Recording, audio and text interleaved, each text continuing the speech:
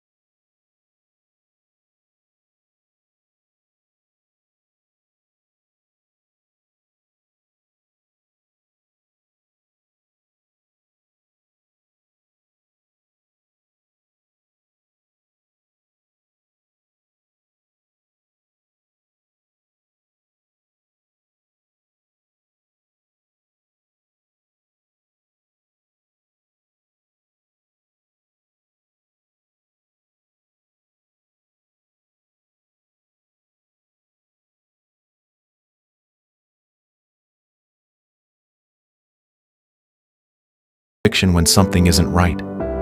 That's Him. But here's the truth most believers miss. Every time you ignore Him, you distance yourself from Him. You don't lose Him, but you lose the closeness. And that closeness is what carries you through the hardest seasons of your life. But every time you obey, every time you take Him seriously, the friendship deepens, and you begin to walk through life with a confidence that has nothing to do with your own strength, but with the Holy Spirit. And finally, surrender your heart to Him. True friendship with the Holy Spirit is not just for pastors or people who seem to have it all together.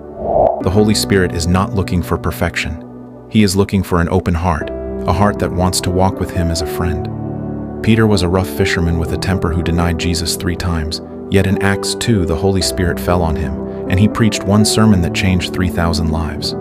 That was not Peter's perfection. That was the Holy Spirit's power in a surrendered man. You don't have to clean yourself up first. Just come as you are, with your mess, your doubts, your struggles, and say, Holy Spirit, I give you control. Romans 8 verse 26 says, the Spirit helps us in our weakness. Your weakness is not a barrier to His friendship. It is the doorway. The moment you stop hiding and start surrendering, that friendship begins to deepen into something that will transform every part of your life. Friend, you were never meant to do this life alone. The Holy Spirit has been inside you this whole time, not as a visitor, but as a friend who is ready to walk with you into everything God has prepared for you. Type, I am ready, Holy Spirit, if you are ready to begin the deepest friendship of your life.